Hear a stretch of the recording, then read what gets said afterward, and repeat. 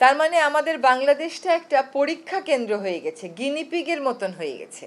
বেগুন এবং ধানের মতন এমন অর্থকরী এবং আমাদের প্রতিদিনের জীবনের সাথে জড়িত এমন দুইটি ফসলের সাথে ভারত এবং ফিলিপাইন এটার বাণিজ্যিক চাষাবাদের অনুমতি দেয়নি।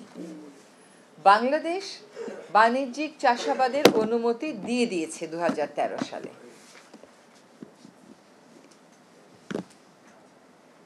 বাংলাদেশ যখন বাণিজ্যিক চাষাবাদের অনুমতি দেয়, যেই সভায় এই অনুমতি দেয়া হয় সেই সভায় কিন্তু শুধুমাত্র যে সেই সভায় তো আমরা ছিলাম না, কিন্তু শুধুমাত্র যে এই প্রক্রিয়ার আমরা বিরোধিতা করেছি তা না, সরকারি যে সকল প্রতিষ্ঠান ছিল তারাও কিন্তু বিরোধিতা করেছে, তারাও কিন্তু উদ্বেগ জানিয়েছে।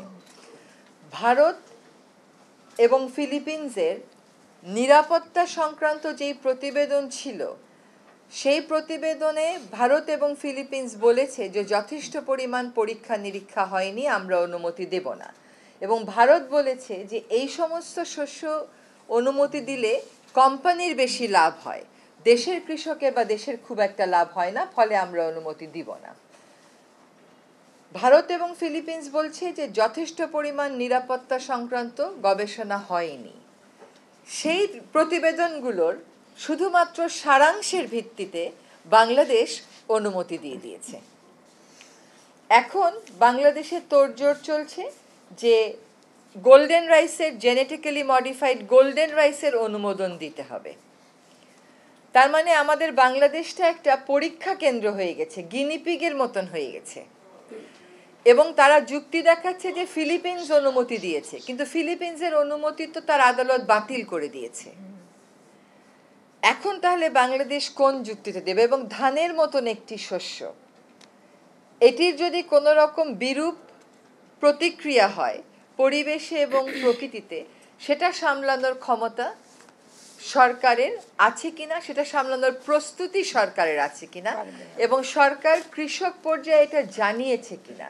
যেমন আমি উন্নত বিশ্বের উদাহরণ দিয়েছি যে সেখানে নিষেধাজ্ঞা তুলে নেওয়া হয়েছে, কিন্তু লেবেলিং বাধ্যতামূলক করে দেয়া হয়েছে, ফলে অনেক মানুষ যারা নেবে না তারা নেয় না। আমার কৃষক কি সেটা জানতে পারবে কিনা? কোম্পানিগুলো বারবার আমাদেরকে বেছে নিচ্ছে, এবং আমি আপনাদেরকে আগেও বলেছি, এখনো বলছি, বেগুনের ক্ষেত্রে ছিল মনসান্টো পিছনে, এখন হচ্ছে সিনজেন্টা পিছনে। আমাদের দেশটাকে আমরা পরীক্ষার ক্ষেত্র হতে দিব কিনা বেগুন এবং ধানের মতন এমন অর্থকরী এবং আমাদের প্রতিদিনের জীবনের সাথে জড়িত এমন দুইটি ফসলের সাথে।